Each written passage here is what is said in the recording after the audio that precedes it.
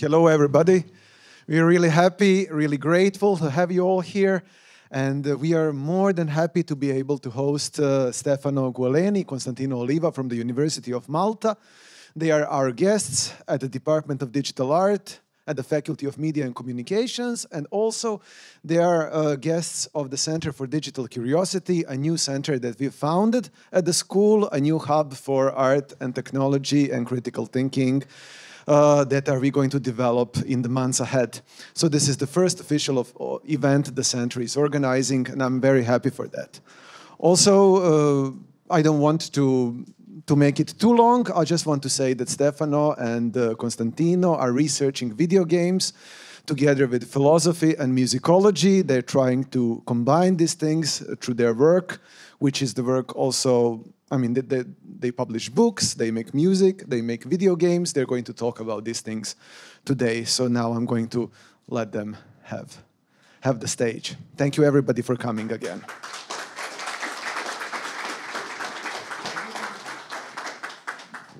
Hi, thank you. I mean, this is great. Normally we don't get so many people to the talks that we give.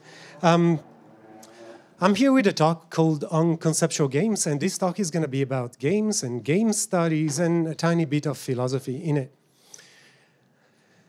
When I give these talks, especially in the last months, I couldn't help feeling, I hope my English is good enough. Slow enough? I see nodding people.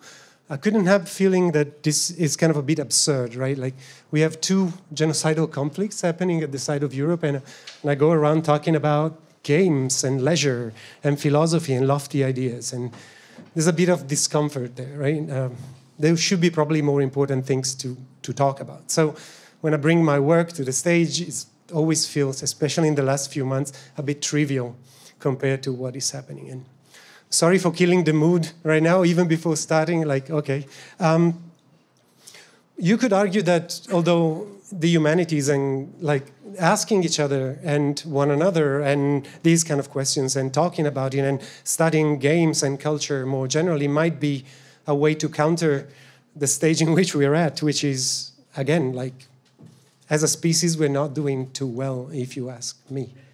So perhaps continuing with cultures and games and philosophy could be a way to counter, say, the oppression, nationalism, violence that we are experiencing in the past millennia, and we didn't seem to have moved very far. So quite sad. At the same time, we do games and philosophy, and so this is what I can talk about. And I hope this is going to be enough to inspire you a little bit, okay? So don't expect something mind-blowing. But I also heard that here in Serbia, you don't yet have game studies as one of the topics that you could actually take, or as subjects done in a way that is serious and academic and deep and profound and related to a number of things like theater, literature, media, and so on and so forth. I'm lucky enough to work for an institute that is only dedicated to researching that, and Costantino, my colleague, is the same. And so with this privileged position, we bring you some new information about game studies and game theories. So a quick introduction. I work at the Institute of Digital Games, which is in Malta here, tiny island in the south. There's a lot of Serbians moving there because one of the national languages is English, and salaries are higher than here. So I don't know, all of you probably have a friend who decided to move to Malta at a point, I guess. Okay. I also work in the United States and for a number of other universities. I was in Japan last year. Costa will be in Japan this year. Am I right? Okay. My background, very quickly, architecture and philosophy, and I worked in the games industry as a designer for about 12 years in the 90s and early 2000s. You might have played some of the games that I made, I don't know, whatever, in case I'm sorry for you. Then I decided to quit. If any of you have ever been a developer, you know that it's a very difficult world to be in. Long hours, crunch, repetitive projects often. So it wasn't for me. And I decided to go back to academia and get my PhD in philosophy. And my friends were like, yeah, okay, why did you throw your career to the trash? You were a game designer, you're making money that way. Why stopping? I couldn't take it anymore. And personally, I don't see the two careers to be all that separated, right? When I made that decision, it was not an either or.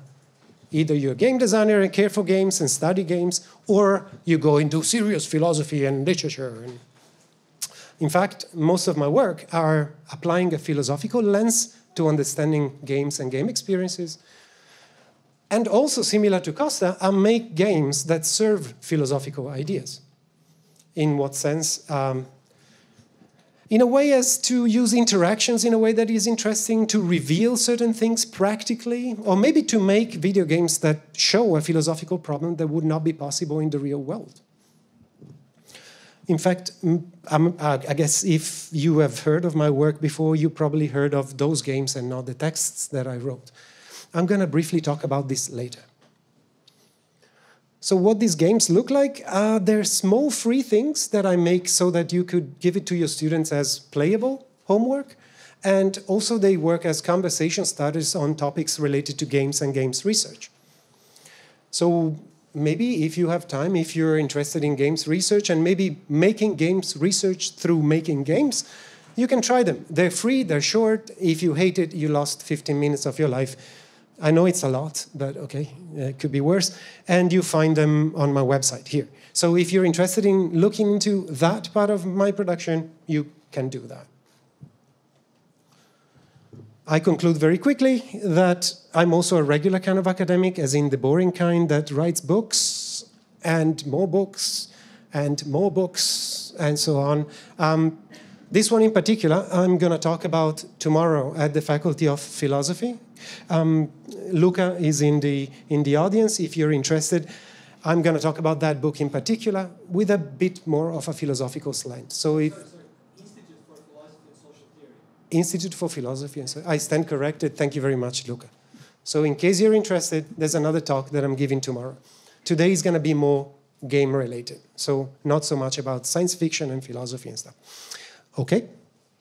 Was a long introduction. I'm sorry about that. I got lost into all this kind of war thing. All right, never mind it. On conceptual games, this is a talk about how can we use games for conceptual purposes. It is a talk that derives from a paper that I wrote, but I'm not asking you to read anything, okay?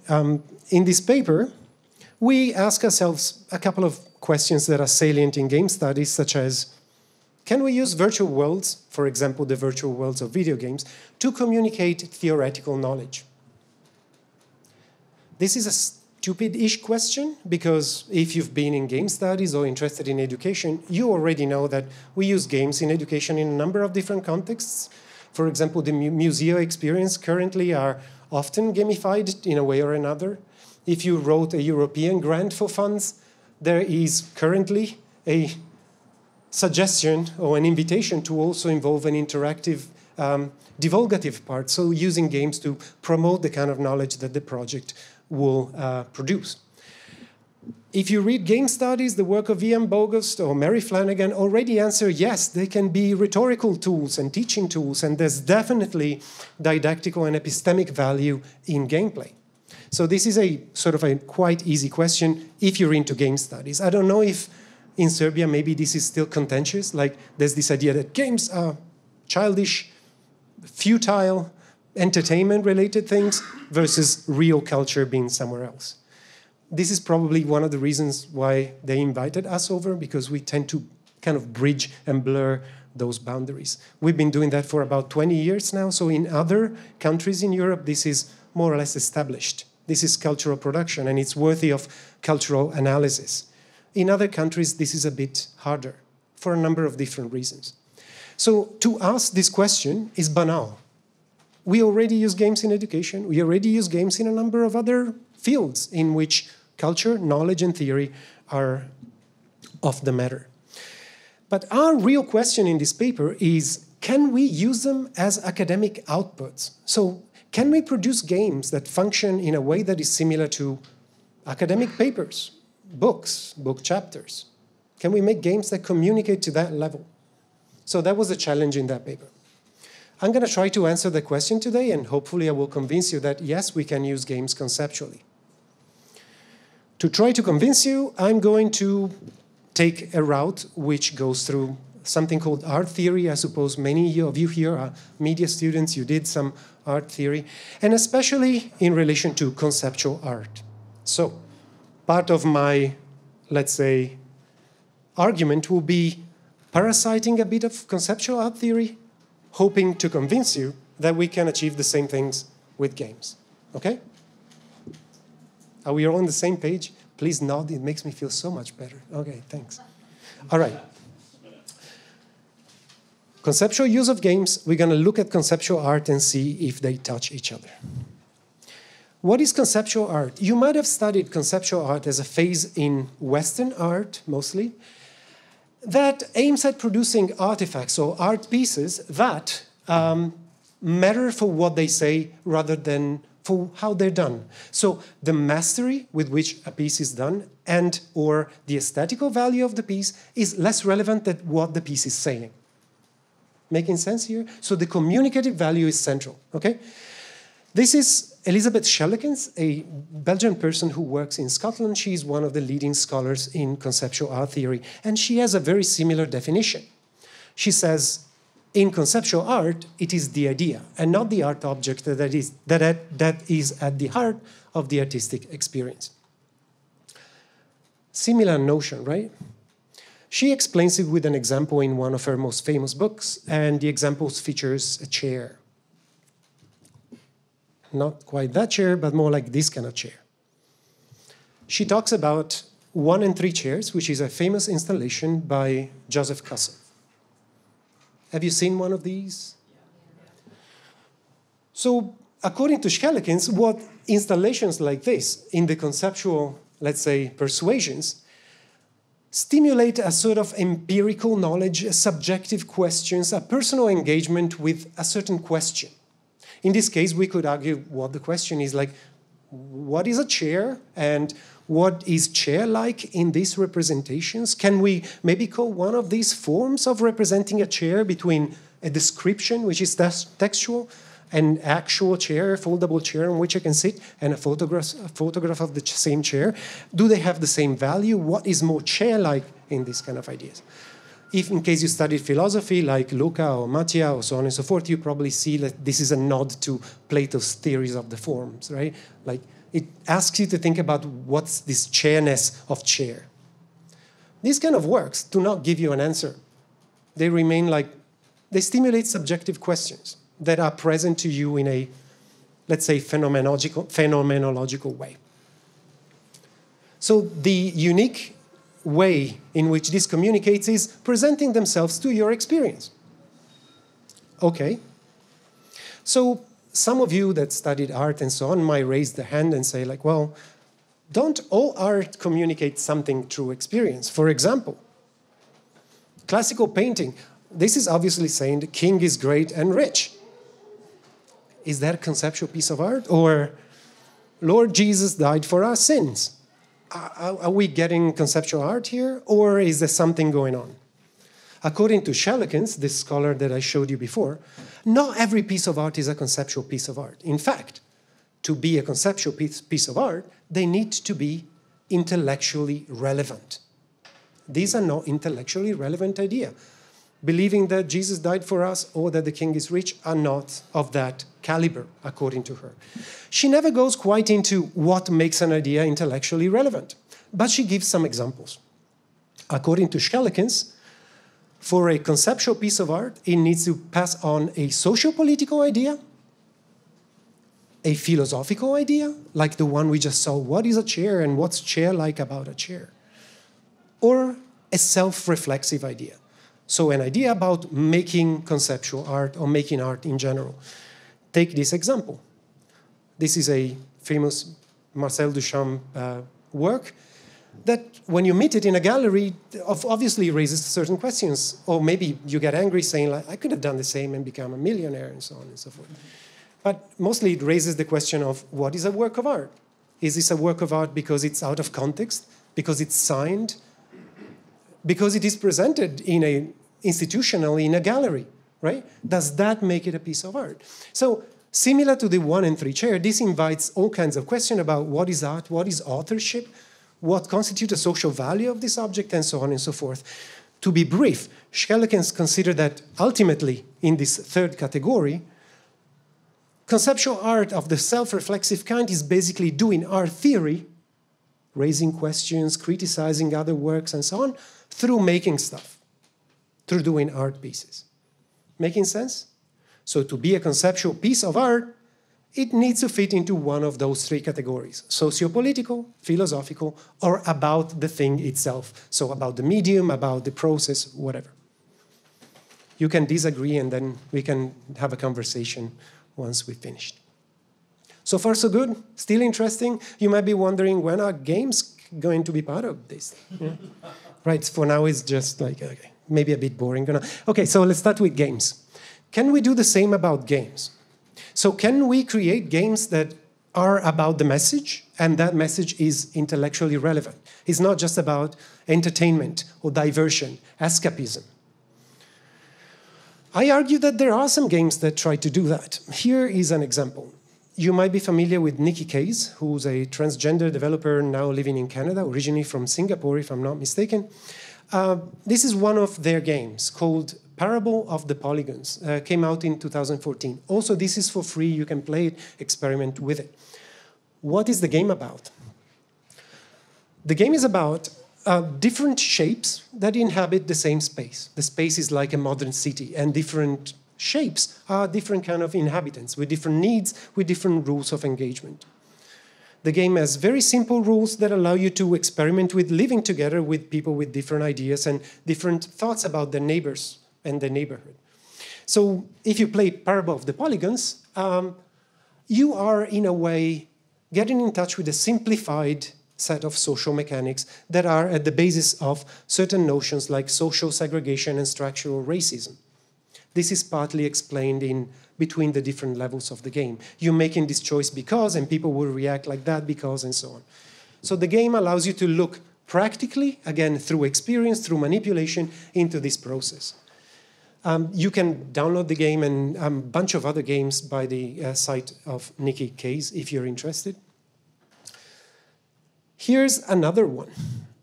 This is a game that I've done called Something Something Soup Something. And it's a game with a philosophical tone. This is what it looks like, more or less. It takes place in a futuristic kitchen where we no longer produce food because it's too expensive and the resources cost too much. So we still have kitchens, but we don't use them. Instead, we outsource production of our food to aliens because they cost less. We're doing this same kind of Marxist idea that we exploit somebody else and forget about it. Anyway, what happens is that there's a problem because aliens do not know what we mean by soup. So they send in a bunch of crap. And the player will need to decide whether whatever they received, combination of weird stuff that could somehow be a soup, are soup or not soup. So you have a decision once you reach the stage in the game between selecting or non-selecting a particular food item to serve to humans. At the end of the game will spit out a definition of what you think soup is based on your definition, and it will be weird and inadequate and strange. I mean, the game is very much based on Wittgenstein's idea that certain things are hard to categorize, the meaning is shifting, analytical categories do not work particularly well on certain kind of categories, and so on and so forth. So this game here, through playing with soup, you realize that ultimately you don't know what soup is, and certain of your categories, like it needs to be liquid, it needs to contain vegetable, it needs to be edible. Is a fly in the soup part of edible thing? Is coffee a soup because it's a bean? Ultimately, it's a liquid with vegetables in, and so on. Well, we can go on with that one a lot. I don't have a lot of time, so I'm going to try to move forward. So similar to what we've seen with works of art, we can find the same relevance of the intellectual kind in computer games, for example, when computer games take a socio-political commentary or criticism. There are games like Parable of the Polygons that I showed you, but you might have heard of Cart Life by Richard Hofmeyer. It's a game about surviving as a homeless person in the United States. And Nova Alia, which is a game by Paolo Pedercini of Molla Industria about real estate development and how that affects the inhabitants. So through interaction, you figure out how certain simplified social mechanics are actually in place in your everyday life. Second category, there can be games that are philosophical. you've seen My Soup game is a Wittgensteinian game, or if you heard about Alan Watts, the game Everything is a, let's say, interactive representation of some of his thoughts. And finally, there can be games that are self-reflexive. So they probably game about how games are made, or games themselves, or what player expectations look like, and so on. In a publication of mine in 2016, I talk about self-reflexive games as games that are designed to communicate critical or satirical perspectives on how games themselves are designed, played, sold, manipulated, experienced, and understood as social objects. Once again, like, I'm not here to lecture, so instead of this big definition, I'm also going to give you an example that might clarify what I mean. And what I'm going to use is a game called Cat Mario. Have you heard about it? It's a famous Japanese game, also known as Siobon no Action. It looks like this. And by the looks of it, you would say, like, well, that looks sort of like 1985 Mario Bros, right? Like, I would imagine that the dimension of the character, the kind of bricks, the fact that the suggestion is that you move from left to right, the repetition of patterns, I mean, it suggests that this might be played as an action side-scrolling platformer. Am I right? As soon as you start playing, you know that instead the designer had other intentions. And every time you try something, it's either wrong or inconsistent or annoying, or anyway, you're out to be bothered. You are to be confronted with your expectations that are never going to be met. There are a number of tricks to this game that constantly pull the carpet out under the feet of the player. One funny example is that you think your lives are over when they reach 0, but nobody gives a damn if they go minus 10, 11, 20. Like, it doesn't matter. So you understand that it's a bit of a meta-commentary on the pact between the designer, who's supposed to deliver a meaningful, pleasant experience, and whoever plays it. There's a mismatch of expectation. There's a trickery at work. Also, like, does a game need to be trustworthy, playable, nice? Another example of these kind of games that simulate, like, what do I expect from a game? What do I understand as a game? Is this a game for me? And do I trust the designer? Who's the designer in relation to my expectations? Is this other famous game by Galactic Cafe, David Radin, called The Beginner's Guide? I don't know if you played it. This is a game that is very much about the relationship between the player and the designer and each other's expectations and the responsibility of one against the other. It's a very, very self-reflexive game that if you don't have money to buy it or a console to play it on, it also works in the form of a movie, as in, like, if you go on YouTube when you see a playthrough, it functions very much the same way. It's a very linear game, right? And so here comes the question. Is this game's research? Like, in the beginning of the presentation, we saw, like, self-reflexive piece of art is almost like art research, art criticism in the form of an artifact. Can we say the same about this one here? In the paper, we argue that perhaps that is not the idea. Why? It is true that they comment about how games are made, what we expect from games, what's the role of a designer in the experience, and so on and so forth. But in doing so, they never quite reference a community that studies these kind of things, theoretical assumptions about these kind of things. So imagine that these games do not include academic reference. They're not part of an ongoing discussion, which is basically what we do as scholars. We feed off each other's work, we criticize each other, we try to build knowledge on the shoulders of the giants, as they say. So imagine if self-reflexive games like this one also engaged academic game studies. That would be nice, right? Can we then publish games as criticism against an article, or maybe as new knowledge in game studies? This is also something we've been doing for quite a number of years. For example, I made a list of games made either commercially or for research that do exactly that. They're playable things that engage with the academic literature about the things that they make you play. This might sound to you like, this guy is out of his mind, right? Like, for now, we didn't even know you could study games academically, and now you have people who make games to criticize academic papers. Sounds weird, but this is what some of us poor souls are doing for a living, and I'm sorry to be one of them. In fact, I'm going to talk to you about this game as the last thing I'm going to mention, which is exactly in this category here. I'm going to show you how to make a game that functions as an academic piece. And then it's also on Google Scholar, and people are citing it. So it's really functioning as a paper or an article. Are you ready for this? This is the last part where everything should come together, right? This third act. Of course not. Anyway, you can play it. The game looks weird. I made it with a national grant, and Costa was also part of this, making the music for this game. And it's a game about doors, as the title suggests, so no surprises there. And if you play correctly, you might meet 11 special doors in these games. They are represented here. What it looks like very much a classical point-and-click adventure in which the player, representing this unlikely investigator, is invited to a hotel. There's been a mystery. Somebody stole a door. Okay, whatever. Okay, you get invited there, and the first thing that the player does is, well, you can open the door, right? First door you meet. And then the game tells you something like, well, it's a game, so achievement unlocked. You open your first door. But this is also a philosophical piece. So this very simple explanation that, okay, I've done the thing, gets contradicted almost immediately. The game retracts your achievement and goes like, wait a minute, did you open the door? Because, I mean, talking about the fictional world in which this takes place, it's more likely to say that we're thinking about the inspector opening the door. Most of what the player has done is maneuvering an interface piece to invite the inspector to open a door, right? And at the end of the experience, if you think about it, this is not even a door. It's a set of pixels that is arranged to evoke the idea of a door. So if we look into this experience with a little bit more of a critical eye, you understand it's more layered and kind of weird than you originally thought.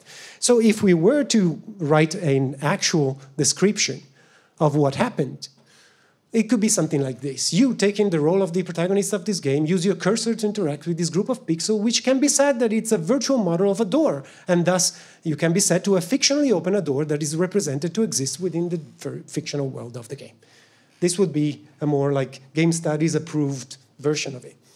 Is this annoying? Of course it is. Not very fun, but at the same time, it breaks down how a little interaction is actually more complicated and strange than you would normally think. There's a lot of interaction between me outside of the game, the character that I'm supposed to represent, the interface playing a role, and so on. So this would be the approved version.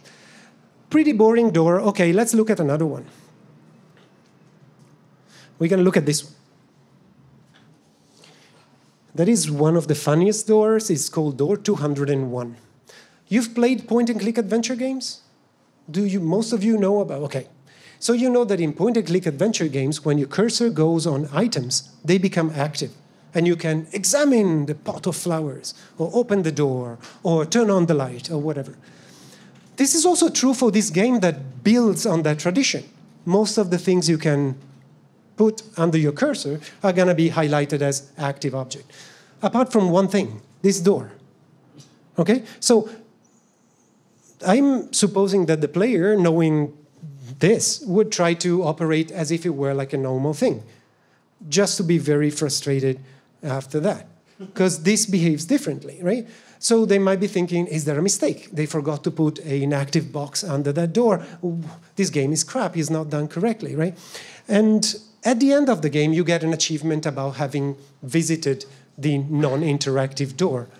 And a question is asked to the player. Think about what you've done. You've positioned the character next to the door. You clicked on it multiple times. Only then you concluded that that was not an interactive door. But you've already interacted with it a number of times. So can we ever call something that is part of a digital, virtual, interactive world a non-interactive thing? Even the background become parts of how you position yourself into that world. And you will see what that means a bit later. So we claim that even this non-interactive door is ultimately part of an interactive world. So is it really non-interactive? What do we figure as interactivity within video games? I have one more door for you so you understand what I mean. And this happens to be in the very dark dungeon which is the dungeon, the basement of the hotel that you are invited at. And there's one door here, which functions as a door in the sense that it divides two environments and doesn't allow you to go through. Okay, got it. When the player finally has the key, the door breaks apart. Same as the other doors. I open the space and I can go through. Right. Only in this case, it broke in a way that it also produced some materials, like a plank of wood. And you can collect it and use it in another part of the game. Does that mean that that door is less of a door because it behaves less like a traditional computer door? Or is it more like a door because it's a more complete simulation of what a door is? Think about it, right? Like I could kick this one down and use it as a plank. But I cannot do that with most indoor games. So is fictional completeness something that we look into when thinking about games? And was that more or less of a door than another door in the game? To summarize with those little examples, what the game does is, one, propose a certain interaction that is similar to other interactions you had with doors in games. Okay? Second, the game will ask you a question about, hey, what just happened? Is that normal? Is that what you expected? Is that similar to other interactions? And finally, in the description, it will talk about the papers in game studies and the books in game studies that relate to that particular problem. Am I making sense here? So some of the ways in which we play counter some of the papers, some others are built directly on the paper, and they kind of look like a big description, and you can also read the papers about this. Now, I hope you understand here that I'm not putting games against text, as in text, tradition, articles, and so on and so forth, and games as pure interaction. And I'm not saying this is going to be the panacea of all science and theory communication, not at all. But there are occasions in which the real experience that you had with the door and the real question and the doubts that you have is stimulated by interaction or with a more intuitive and clear way than it would be just being presented passively with some text. And mind you, that text is not excluded from the game. As you see, I use text even in the game and in parts of its narrative. And even on the website of the game, you can download the paper. So I'm not saying one excludes the other. I'm just saying, similar to how some art theory can be done directly, experientially, and subjectively through art pieces, games can also fill that void, especially when we have thoughts about categorization, spatial relationship, causation, ethical choices, and so on and so forth. Being immersed in that environment and giving relevance, salience, and flash to those ideas is a definite plus that games can offer compared to traditional means of communicating theory. I hope this was kind of interesting to you, and maybe if you're interested to know more about what's happening in game studies in the world and how you can engage with that community, both Costantino and I will be happy to talk to you about how we do it. Also, we have a course in Malta about very similar things, and we'll be hosting the biggest game studies conference in the world in 2025 in Malta, which is also relatively close to you, just a flight away. So if you're interested in any of these things, ask me, we can talk about this, and we can continue this conversation. Hopefully soon we will see also game scholars coming out of Serbia. Right now there's a bit of a lack, I think. There's a bit of a hole where Serbia is, where nobody comes from there in our community. So maybe it's time that this changes, I don't know. Hopefully it's okay, and I didn't take too long time, maybe, I don't know. Anyway, thank you very much.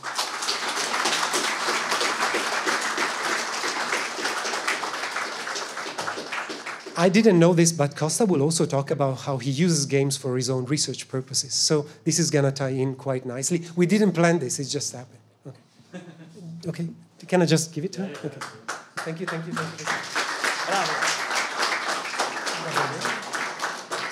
Va bene così? Sì, perfetto, grazie.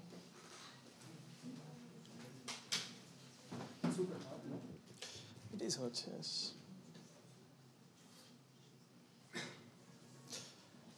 Hello, everyone, and thank you, Stefano, for this presentation. Indeed, it ties in quite well, I hope. Today, so my name is Costantino Oliva. I'm also from the Institute of Digital Games at the University of Malta, where I serve as the head of study board, and I'm also the course coordinator of our MSc in digital games that has been mentioned by Stefano. But today, I'm not here to talk about my role at the Institute, but rather to talk about designing games to foster musical improvisation, which is really the core and the bulk of my academic research in general. I will be showcasing today practically the same approach that Stefano has talked about, and indeed I do credit Stefano for inspiring me into following this path. I have developed 2 different digital games, Auto Garden from 2011, and another game that is forthcoming, Night Parade of 100 Demons. Both games are intended to, like I said, foster the concept of musical improvisation through and with digital games. You can play AutoGarden for free on autogarden.com, and you'll be able to play, hopefully in July, when I release this game, Night Parade of 100 Demons. It will be a mobile game. So what does it mean to explore musical improvisation with digital games? This is my mission. This is what I do. I develop these games to stimulate an improvisatory perspective during engagement with digital games. I consider musical improvisation the problem that I set myself to address with these games is the problem of musical improvisation in digital games. I consider it to be an underexplored musical modality. So when you play games, do you improvise or do you compose, or what it is that you do in musical terms? I consider this to be an underexplored musical modality, and that's why I wanted it to be a little bit more explored. And I start from a very simple point, which is a consideration made by guitarist Derek Bailey, who wrote famously that musical improvisation can be an activity of enormous complexity and sophistication, or, on the other hand, it can be the simplest and most direct expression. So we all are, to a degree, capable of improvising musically, but not necessarily we are jazz musicians improvising in a specific context. The research methodology that I've used is very similar to what Stefano has already discussed. Research through design has been used for over 20 years within the design community as a distinct term to describe practice-based inquiry that generates transferable knowledge. And I've also taken inspiration by other works, including, once again, I should say, by Stefano, but also by Khaled, Lessard, and Barr. They wrote that making an actual game is useful to materialize the design question or aesthetic issues that are being addressed. And the aesthetic issue in my case was, can you improvise musical in digital games? And what is the space of musical improvisation for players in digital games? So the first game I will present today is Auto Garden, which is now about 3 years old. So I'll show you a short video presenting the game. And maybe it's better if I start from the beginning of it.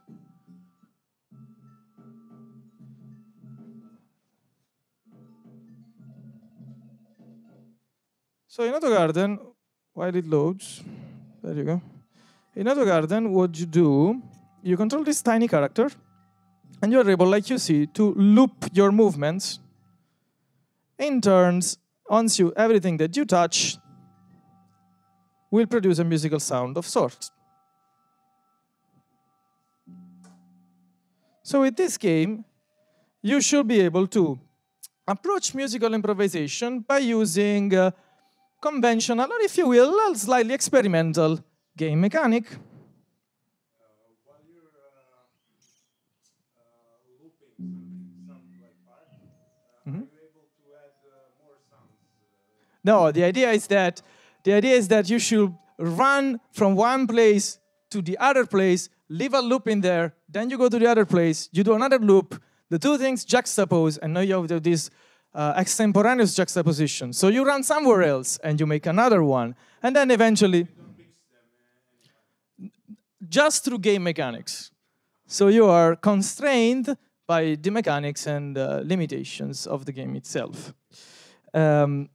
Similarly, I have developed another game called Night Parade of 100 Demons, which I am now going to present.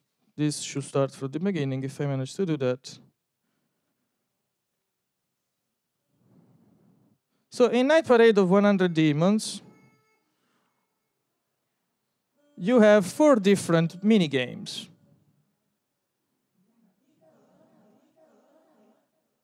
Let's see if I manage to. So that was one, the Yamabigo one, in which you have to talk to the Yamabigo, and the Yamabigo replies back to you with echo. In this one, instead, you control 3 kappas, you pull them around, and you produce, again, sonic juxtaposition. In this other one, instead, you have a character called a tengu. You rub around, he moves his fan, and that causes an avalanche. And this avalanche has musical characteristics. So with this game, I sort of expanded on the topic of auto garden, and I experimented with 4 different mini games that you can use to experiment with your own musical improvisation, with your own creativity, if you will. So Night Parade of 100 Demons is inspired by a recurrent motif of the Japanese folklore called the Night Parade of 100 Demons or the Night Parade of 100 Oni. It is a mobile game developed for iOS and Android, like I said, and will be released hopefully in July. I would like to situate the issues that I am addressing with these games within the study of music in digital games, sometimes known as ludomusicology. So when it comes to the study of music in games, it has been noted that a certain trope has emerged, particularly in the early 2000s up until today, actually. Guitar Hero and Rock Band are part of a uniquely performative genre, which creates a new kind of performance space through kinesthetic interaction with musical recordings. So with these particular games, you are able to interact in a novel way with pre-recorded musical material. And I guess that you might be familiar with these 2 games, with Rock Band and Guitar Hero, aren't you? Yes, I guess you guys are. However, in this particular kind of games, music is also presented as a task to be achieved, a disciplinary activity in which the player should play again and again until the game, and thereby music, is mastered. And every time you try to detour, if you will, from that, you are penalized and the crowd boos you, and that's a mistake. So you should just play what this musical notation tells you to play, and if you don't, it's a mistake, and that's about it. However, there are also other genres of music games, and Kassab and German have divided into 2 large groups of music games. The first is the one that I just mentioned, in which the player is right or wrong. Those are games such as Guitar Hero, on the one end. On the other, there are apps and other kind of programs. Notice that they don't call them games. Apps or other kind of programs in which the player engages in sandbox play, such as in Mike Oldfield's Tres Lunas or Brian Eno and Peter Chilver's iPhone app, Scape. So while Brian Eno might be a name that is, and Mike Oldfield might be names that are familiar to you, the games might be less familiar to you. And I would like to present a game that is probably even less familiar to you, Electroplankton. I don't expect anyone to know about this game. Anyone knows about this game? No, that's what it's fine. It's okay. So Electroplankton is a game from 2005, developed by Japanese media artist Toshio Iwai. It was released for the Nintendo DS. And this is what it looks like. So in Electroplanktons, you have this. This is one of the mini games. There are a bunch of them. You don't control the planktons. You just start them. What you control are these arrows. So you touch them on the touchpad, and you direct them around. So you establish a path for them, and that in turn creates some musical loop of sort. That happens in real time, of course, so you, if you will, can improvise by modifying the composition in real time. So this was a game that really changed my life, I should say. However, some of the reviews for Electroplankton at the time had to say the following. This is from a review published by IGN.com. It's audiovisual art. That's the game intention, and it does it well. For the experience, though, the designer missed a few good opportunities like save functionality and multi-system support. Particularly the save functionality comment stuck with me. As in, there was embedded in this comment a certain expectations towards what is that games should do when it comes to music. And that music It's something that you should build upon and that you should save, that you should return, and that you should construct. In other words, it embeds the tropes of composition.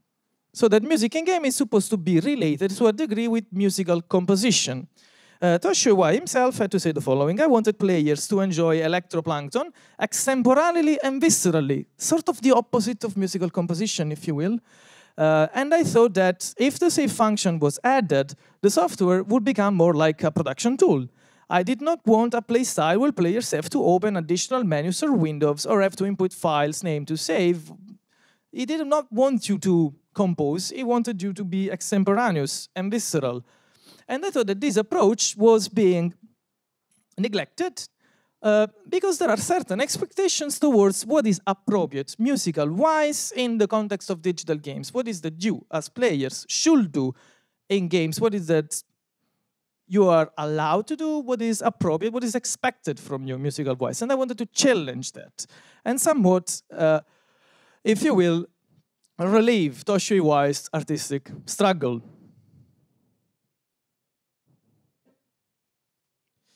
To do that, like I said, I developed these two games, but I also did something specific. I used a particular sign system or metaphorical layer. The sign, Wright, Arsen, and Calleia, is the general sense of one or more systems of signification, whether this is alphanumeric text, imagery, or sound, or other expression types. The concept of signs refers to the interpretable surface representational elements that players read and observe in order to be able to use and play the game. So this is a consideration that is related to digital games, but it can be applied to analog games. For example, what is the sign in this rather famous game? Chess. This particular pawn represents, of course, the king. And we all understand that. And we know that if the king falls, the battle is over and the kingdom is lost and you're done. So because this token is represented as a king, we understand what the game is supposed to mean, what are we supposed to do, we want to defend that, we don't want it to fall. Similarly, the pawn is understood by us as something that can be sacrificed if necessary, and so on and so forth. So this sign system is particularly strong, particularly effective. The game's representation and treatment change the player expectations about the behavior, movement, and interactions of game objects. So I thought to myself that this was something important in the games that I wanted to develop. And that's why I used the yokai. So when I presented Otto Garden, I neglected to mention that the star of Otto Garden is something called a kappa. The kappa is in Japanese folklore a supernatural being or phenomenon, including, well, this is actually all the yokai. The yokai will be a supernatural being or phenomenon, including a ghost, goblin, monster, phantom, demon, apparition, specters, and so on. It also represents an important aspect of Japanese culture from ancient times to today.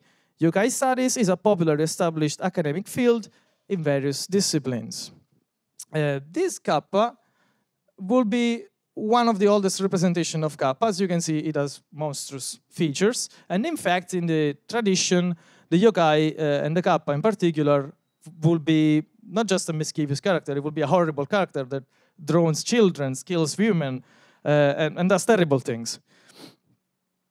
However, the yokai have showed a surprising resurgence in more recent times.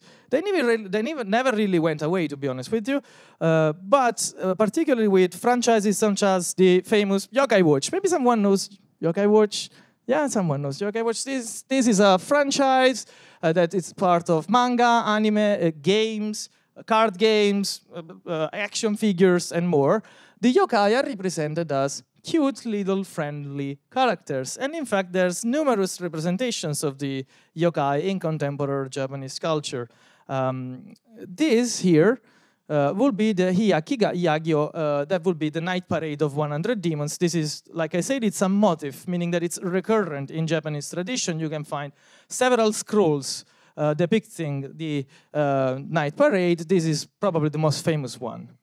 This transmedia expansion of yokai, moving from the scrolls to games and animes and so on is not an expression of Japanese cultural tradition, writes Suzuki, but it's rather an outcome of transmedia adaptation practices, known as media mix in Japan. So that's a very specific thing of the Japanese media scene in the modern period by creators, media companies, and other social agents. So I try to insert myself into this already existing discourse. But really and truly, and here we get to the point of the sign, I wanted to channel the meanings that the yokai have.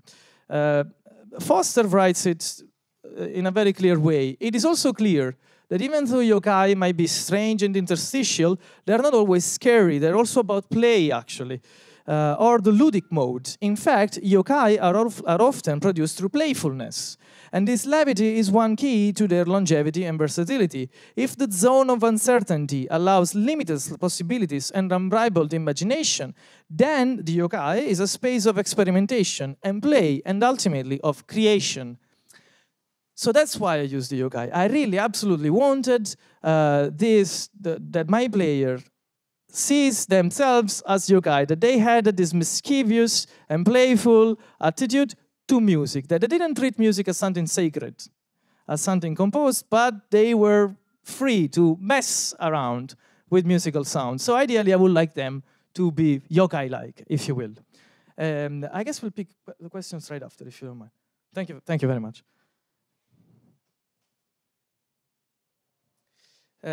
However, the difference between Auto Garden and Night Parade of 100 Demons is that while with Auto Garden, I was very liberal with my take on yokai. So I took a kappa, put it in a Japanese garden of sorts, and let him run around. With Night Parade, instead, I wanted to channel a little bit more of the cultural significance of yokai, particularly with the tango game that you've seen before, in which the tango waves his fan to cause his avalanches. That was specifically inspired by one particular legend related to tango. The tango will be one of the most popular yokai in Japan and outside of Japan. In this depiction of the tango, you see that it's actually causing an avalanche. So one of the horrible things that the yokai will do and that this tango will do is to wave his fan, causing an avalanche and eventually killing people with this avalanche. So I made a game version of this particular and specific legend. And out of my of the research that I have already conducted in Japan with local playtesters of Night Parade of 100 Demons, this is something that translated to them. But of course, it cannot translate to everyone. And more on that topic later. The second part of this of my talk will relate to the topic of improvisation. So how do this sign system that I imported, if you will, from the Japanese tradition relates to the topic of improvisation? Well, according to Derek Bailey, improvisation enjoys the curious distinction of being both the most widely practiced of all musical activities and the least acknowledged and understood. Improvisation, he says, is too elusive for analysis and precise description, essentially non-academic, something that I really contest. In fact, in recent times, improvisation has been indeed the subject of academic inquiry, but definitely not in the context of digital games. Fred Frith also clarifies that all music making is about the mind and the body, the immediacy of improvisation, the fact that it is readily available to us, no more makes unscored music mindless than the immediacy of talking makes unscripted speech somehow without thought. So improvisation is not something that just happens, or it's spontaneous, or who knows how it happens. It's not as that secret. Improvisation is an important musicking modality available to musicians and non-musicians alike. But specifically in the field that is called the field of new interfaces for musical expression, the term musicking has emerged in recent times to describe a more accessible music-making activity that is not exclusive to trained musicians. So this will be an example of the improvisation, the one that we can conduct, without necessarily being experts in this or that musical genre. This trend has produced designs which have enabled non-musicians to actively play with music rather than only passively listening to music. Aha, but they're not talking about games, crucially, while instead games happen to be probably the main example of this particular field. But they just didn't notice, I believe. Instead, with digital games, it is possible to do all of the above. It's possible to interact with music. And I believe that we can identify music-centric digital games that explicitly remediate already existing musical situations. For example, in Guitar Hero, you are a rock guitarist. However, other music games seem to do the opposite, presenting non-musical situations, such as, say, a yokai swimming in a pond, in conjunctions with form of musicking. Music games, therefore, do not solely remediate music. So you're playing guitar, but it's a simulation of playing guitar like in Guitar Hero. Digital games do not just do that. They also offered you new musicking opportunities. Opportunities to create, to experiment with music in contexts that are not immediately musical. And this is where my games are situated, theoretically. I also conducted numerous playtests of AutoGarden, but the one that I'm reporting here is related to a particular playtest that has been conducted by my colleague Ari Pautianen in September 2021 at the Faculty of Educational Science at the University of Helsinki. This was not a playtest that was supposed to, say, check if the game works or not, or look for bugs, or see if the game is fun, whatever that is supposed to mean in that context. Rather, it was kind of like a focus group. Because the participants were student teachers in the musical knowledge study unit. So those were teachers that were taking classes in order to teach kindergarten and elementary school kids about music. So they had a personal interest and background in music and potentially wished to be engaged in music education in their future careers. And I conveniently selected some positive feedback to show to you. And what they had to say is that there was a nice and calm atmosphere, akin to a fairy tale. So even the ones that did not know about the yokai still got the sense of the mysteriousness of the yokai, which to me was very important.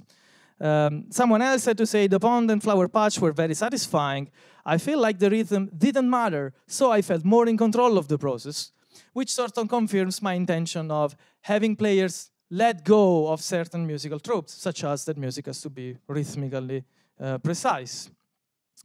Someone else also has to say that the game could really help kids learn that there's no right or wrong and to really be creative. So in a sense, the approach that also Stefano has described is, in my estimation, working decently in here. Because it's stimulated, of course I told them to tell me stuff, but it stimulated anyway a discussion and a conversation and a reflection about the game itself and the topic that the game is supposed to, to a degree, convey. So to conclude,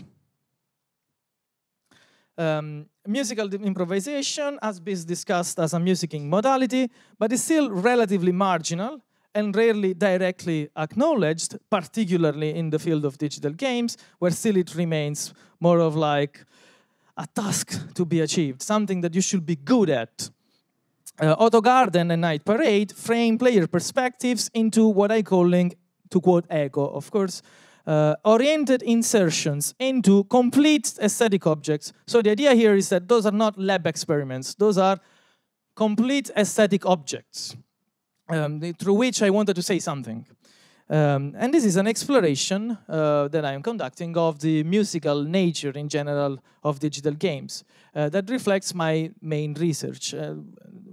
All my research answers tries to answer the question, what is that you players do in digital games that is musical? Thank you very much. Thank you.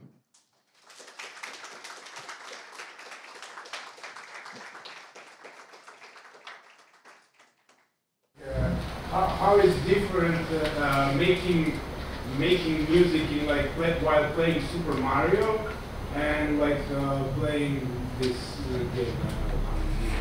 Yeah, it's a very good question, you see. Frith writes that there's the music that the composer and the musicians produce, and then the music that the listener produces.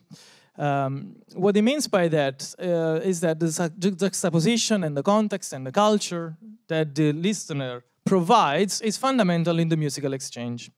The same applies to digital games, I believe. When you're playing Super Mario, for instance, when I was a kid and I was playing Super Mario, I was particularly amused by the fact that when Mario jumps, there is a glissando sound, of course. It goes boing, and that is called Mickey Mousing in film studies, right? When there is a relation between movement, the movement is Mario jumping high, and the pitch is going high, so that's Mickey Mousing is called. The same applies in Super Mario, but with Super Mario, I control that, so there's a kinesthetic involvement between action, me pushing the button, visuals, Mario jumping, and audio, the glissando sound playing. So what I will do, I will just jump on the spot repeatedly. By doing that, I will cut the end of the sound, because you don't quite complete the sound. So it just goes boing, boing, and then I was like boing, boing, boing, boing, boing, boing, boing, boing. And to me, that was a modification, an intervention. I was 8, I didn't know this stuff, but what I was doing was I was modifying the way that Mario is supposed to produce music. So that's like a very clear example of how do you make music with Super Mario, but it doesn't end there. Your musical interrelation, the fact that you are juxtaposing certain sounds that are interactive and directly under your control, and the music that is supposed to be in the background, and that is the result of the acoustic output of that particular play session, is inherently musical in nature. Now, we might be more musically inclined or less musically inclined. We might put that more at the foreground of our attention. We might have a different perspective on the object. But the object affords that possibility, and it's up to us, the player, to determine how musical is that supposed to be. And there's no degree of musicality. There's no good and bad musicality. This is very important. There's no good and bad musicality. The way you music is not better than the way I music, because I'm musically inclined and stuff. But I have studied, and I am trying to put this thing in a way that is very much at the foreground. And that's how Night Parade is different, because I try to make it very obvious that the center of the interaction is musicking. The center of the interaction is to juxtapose these different sounds. But really and truly, the characteristic of the object, Night Parade and Super Mario, are very similar. Yeah, I think so. So I'm gonna switch gears from music just for a bit, because I have a lot of questions about music as someone who used to play music in my teenage years. But just going back to the beginning and looking at the moment that we're in and juxtaposing that with the game studies and everything like this. My question is about, okay, so you talk about, Stefano, the conceptual piece of art. It must be culturally related, right? And then you give the 3 examples of socio-political, philosophical, and then self-reflective, right? As just examples. Okay, great. So my question is more, when we think about a game, sometimes I think the common perception is a game is for leisure, right? It's to sit down and relax and like forget about your worries and have a good time and things like this. What do you think about the relationship between this conception of what a game is supposed to be for leisure, and then the second conception that you presented about the self-reflection, the philosophical importance, right? The socio-political. So we can start there. Such a good question that I'm afraid I will ruin it with a bad answer. I know, like, this is kind of, I'm going to say bad words that are not good for the public, which is something like Foucault, for example. Never say that in public. Okay. This French theorist suggested the idea that, in a way, having a critical attitude is giving yourself, in a way, the freedom to look at things differently. That's not like a great thing. But for example, I can be critically inclined towards a video game and play it in a detached critical fashion, meaning that this game object, however silly, can be interpreted critically. This can happen because I approach it critically, but the games can also suggest critical venues. For example, they can be estranging. They can do comments. They can trigger you into thinking about things differently. So in that sense, there are multiple avenues through which a game can become culturally significant in a critical sense. It can come from the owner or the player. They can read things and try to position it culturally, or see how females are represented, or why conflicts need to be a way of solving issues, and so on and so forth. But can be also initiated by the designer by issues of surprise, criticism in game, and so on and so forth. So this is not what I do particularly, but there are several games used for propaganda or cultural criticism that do precisely that. Invite people with critical attitudes and stimulate critical attitudes through means of designing. I'm pretty sure that if you're sitting here and if you're into games, you've played some of those games that stimulate or prompt you or prod you into an uncomfortable situation, or the realization that you might be acting unethically, or that the political situation that you're imposing on your city is unfair and marginalizing, and so on and so forth. So I think that games, as every other piece of culture, we could say the same about literature.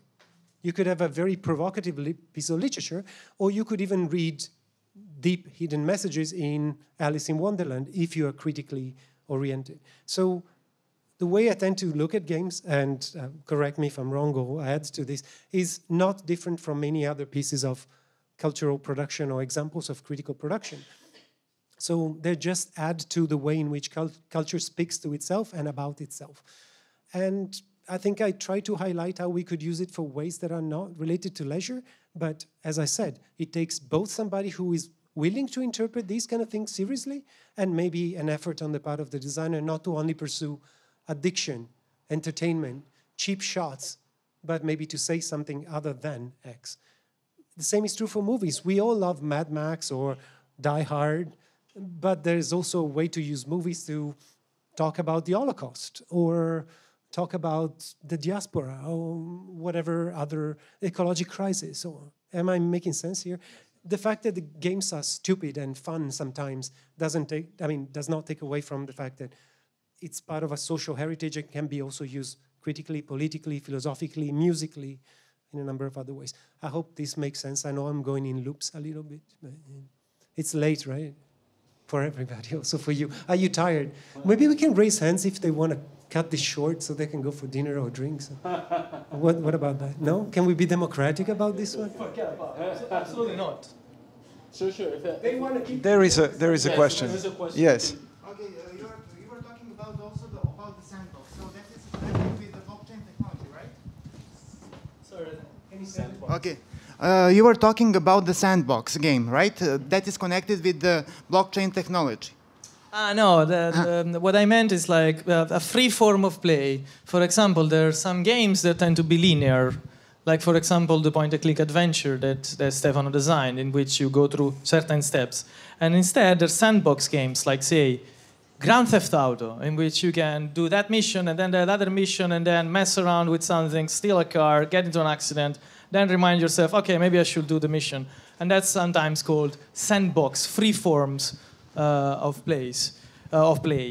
So yeah, no, it wasn't a reference to... No, it wasn't a reference to blockchain. I should clarify this terminology sometimes. Thank you. Okay, thank you for the question. I have one question related to generative technologies.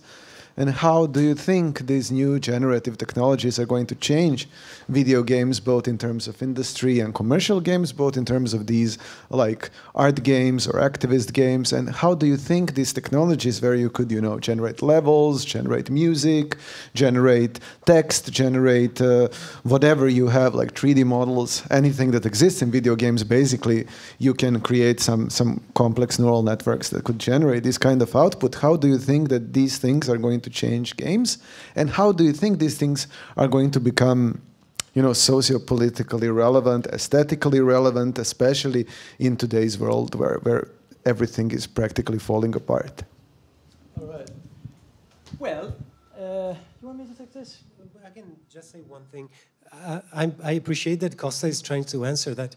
You need to understand, right? But it's the thing is that we come from the humanities. Costa studied game studies. I studied philosophy. Half of the institute is precisely dedicated to procedural content generation, deep learning, AI for games. So we only can perhaps bring some reflection of what other people are doing. But he has a thing. Okay. What would a person from a humanities background say?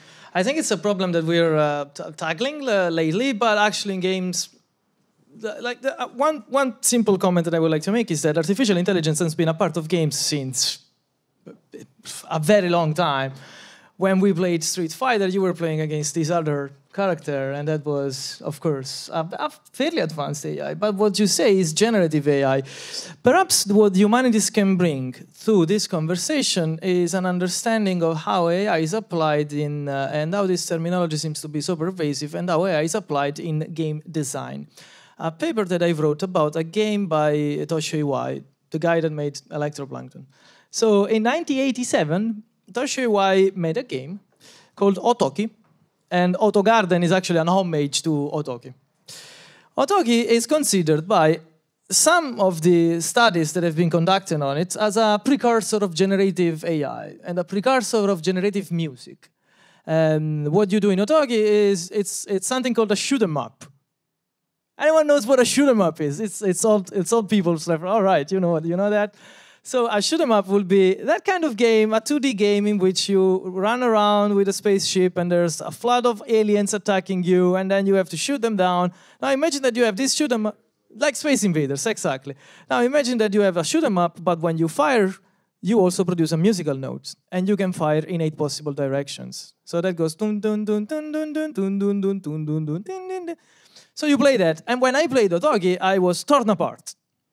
I thought, okay, do I want to win at the game, because it's a shoot 'em up, it's brutal, I have this alien, and it's difficult, or I want to improvise with music and be merry? And actually, the game is about blending the two in your own experience. So you're winning at the game, but competing at the game, but then you're also making music. And that, to me, was a profound revelation. Now, Otogi has been called a generative AI. A tool for generating music. Because through gameplay, you generate music. But it's not. Because it has nothing to do with generative AI the way we understand it today. It does not involve any sort of algorithm processing your input and in turn generating something that is different. It is just you improvising with music. So if AI can be used in order to further my improvisation, in a way that is perhaps less direct. This is what I imagine, right? In a way that is less visceral, perhaps. But that can even be an issue, because what is interesting about improvisation is that the realization is immediate. I hit something, and that produces a sound, and that juxtaposed with other sounds that I'm making, and now I'm improvising, and it's right there, and it's gone. Can AI be inserted into that? For sure it can. But I think that we also need a basic understanding of the topics that we apply AI to. Otherwise, we call improvising in digital games generating music to channel these AI tropes without knowing musicological tropes that have been around much longer than that, and musicological concepts have been around much longer than that. So that's not necessarily an answer to your question, as in what can happen. I'm not really sure. But what I think is that if we have a solid understanding of the topics that we tackle with AI, that will allow us to avoid certain mistakes, certain repetitions, certain reinventing the wheel. Maybe one could add to your question,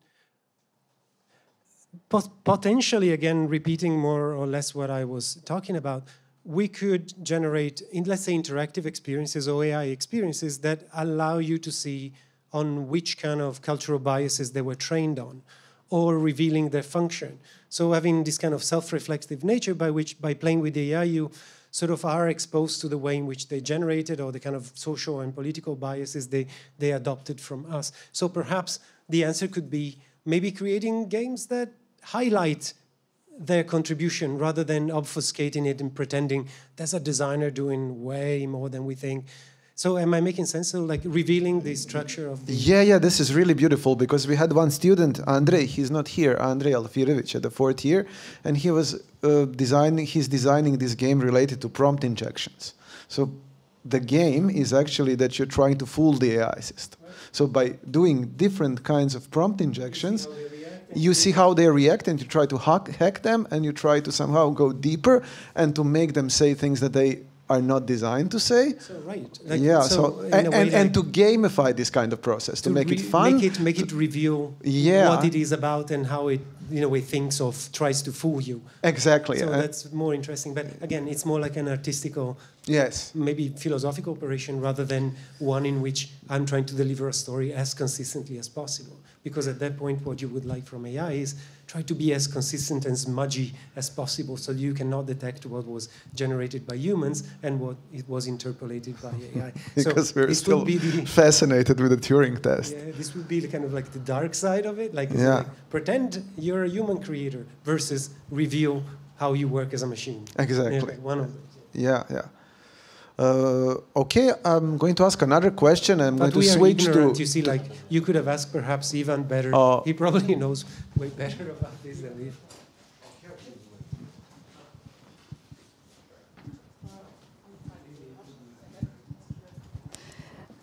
Thank you very much for your very interesting and informative lectures. I have questions for both of you. So, for Gualeni, you mentioned the categorization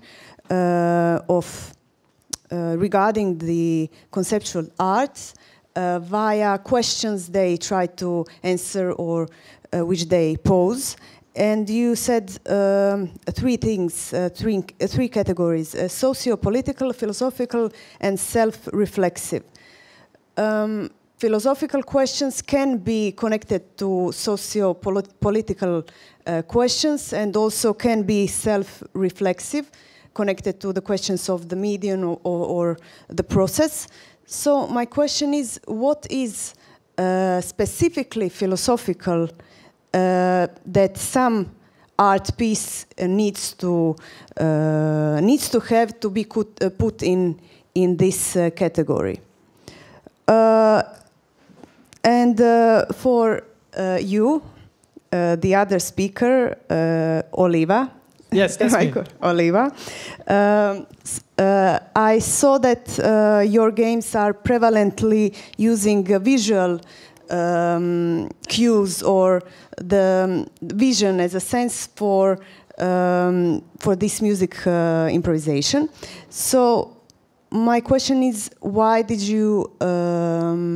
What was your thought process behind this? Why didn't you maybe use 3D music games, which are, for example, very prevalent in people who are auditory impaired?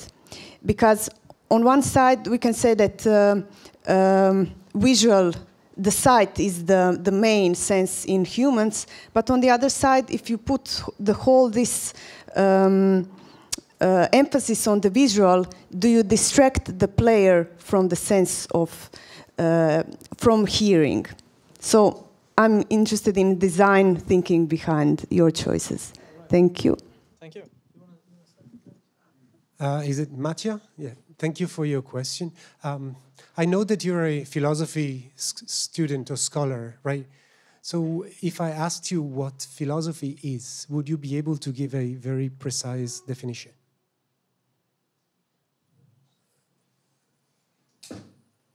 No. Philosophy is often contrasted with this knowledge and definition and definitions, trying to find these definitions, and is often trying to be defined as a quest for something. And in that way, it's connected to art and that kind of human activities. So, you can say that in order to answer that question, you have to have the definition. So I'm not trying to ask you what is your definition of philosophy that stands behind that that category. I understand, but you know yourself that the boundaries of what constitutes a philosophical problem or questions are quite disputable, right? Some even considered philosophy to be a mode of posing yourself towards the problem rather than really about each content, right? So what is philosophical about those ideas? I agree with everything you said, because, of course, those three categories were borrowed from Schellikens, and there's big overlaps. And there are social, political, philosophical problems, probably because of the attitude through which you take it. And there are self-reflexive problems about how we think and how we speak and how we articulate it. So the three of them are not as neatly divided as I presented. So the answer is, you're both right, and the question is kind of a bit strange, because coming from a philosopher, it's very hard for you to begin with to pinpoint exactly what you do or what you talk about. The easiest point you could make is that when a game tackles an imaginary ethical scenario, then probably that is the clearest way in which you could apply a philosophical theory or framework to understand that. Or a linguistic one through which maybe you could use analytical philosophy to take a step forward. But for the rest, it's really up for grabs what you consider to be philosophical. So I cannot answer that one. I'm sorry. No problem, thank you. I have a question that's for just this. Oh, okay. Okay. Maybe I can take that. Sorry. No worries. Yeah, about the second question. Why are these games so visual-oriented rather than music-oriented? If I can summarize it, if I can summarize your question like that, there's a number of reasons. It's an interesting question. Perhaps I can start with this anecdote. So I subject my students to sessions of playing games such as Electroplankton, even to play my own games. I'm horrible like that. And I ask them questions about, all right, so what is that you were doing? You were playing the game. And at some point, one of my students told me, when I asked directly, okay, did you guys felt like you were improvising? He said, no, because I was trying to win at the game, and I didn't know that I was improvising. But now that you make me think about it, next time that I'll play, I'll do more or less the same, but I will improvise. As in, because he wasn't aware of the nature of his interaction, to him it wasn't improvisation. But next time around, now that an awareness has been created, he can try and improvise. So in other words, by using game mechanics, I try to foster a musical improvisation. Of course, you can do that without visuals. So there are, in fact, a number of games that are audio games, mostly audio. One game that I remember in that genre is a game called Papa Sangre. It was very cute. You could walk on your mobile. So you will do this on your screen, and that will simulate walking, and you will walk in a room, but you couldn't see anything. I didn't want, though... Pardon? Yes, Papa Sangre. That's the name of it. There's also a sequel to it. But my understanding of music and the way I would like people to experience music is to understand that music rarely exists in itself. So the concept of music as an absolute. Music as, for example, the prerequisite of listening to classical music will be, to a degree, going through a location that is fully and solely devoted to music, and there's music only. Instead, I would like to situate music, to mix music with other things, as it happens, for example, in films, or in opera, if you will, or in rock music culture, in which you go to the concert and then you buy the t-shirt. So I would like to situate music within digital games. How do we situate music with digital games? I wanted to to use the medium of digital games to a degree as much as I can, even including visuals, in a very prominent, in a very distinct way, to channel the spirit of the yokai, if you will, through my visuals. So yes, you can definitely do a music game that fosters improvisation, that does not have visuals, and that mostly relies on audio and focus particularly on music. But the perspective I'm trying to foster is that of music in context. Music as not an absolute, but rather music in moments, materializing, and then going away, and not all things, as to put it as with the words of ethnomusicologist John Blaking, it is clear that musical meaning does not solely reside in musical objects. So I wanted a little bit of musical meaning in my not fully complete and absolute musical object. Although, I mean, as you probably know, games for the blind exist. Yeah. So there are games created for that, and there was also mods for The Last of Us 2 that were fully playable by blind people. So she has a point. That's interesting. Sure. Yeah, okay. There was this Serbian game developed by a young team of developers. I think some of them were our students too, a couple of years ago. It was a game for the blind, a completely game focused only on audio. Okay, so before we lose more people, I just want to ask this question on behalf of the students, okay, before we lose.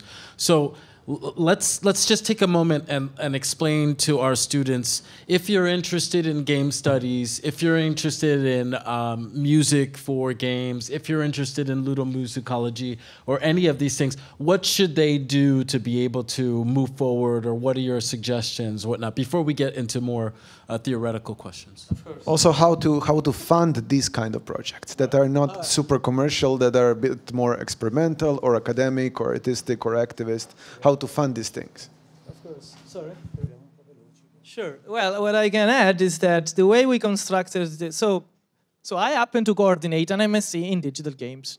And the way we constructed our MSc in digital games is that we split into two. So on one hand, you have humanities and design. On the other, you have design and computer science. So we have students coming in from a variety of different backgrounds. A lot of them actually come from the field of communication. And they usually take the humanities side of things. So in our understanding, it's important to have a solid base in a certain discipline, in a given humanities discipline. It doesn't necessarily need to be one specific one. We structured our education to accommodate for different backgrounds. Do you have a background in psychology? Do you have a background in media studies? Do you have a background in literary studies?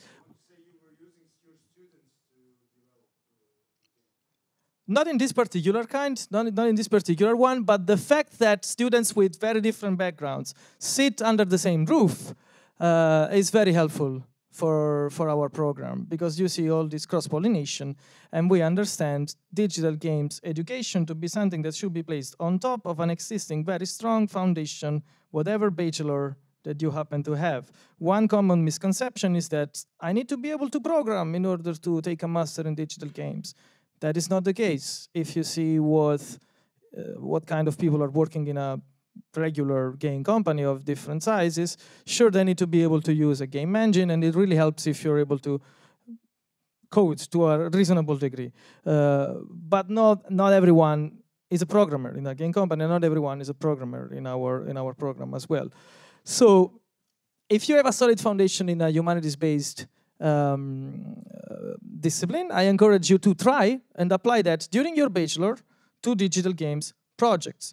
Can you use your theory to analyze a game? Can you use your skills to develop a slice of a game, say the visuals of a game, the audio of a game, a board game prototype of a game? Can you start with doing that? That will make your experience geared towards something like master education in digital games. And perhaps Stefano can reply to the second question. Yeah. Even if you don't want to take a master's in stuff like that, I mean, you can collaborate to a community from wherever you are.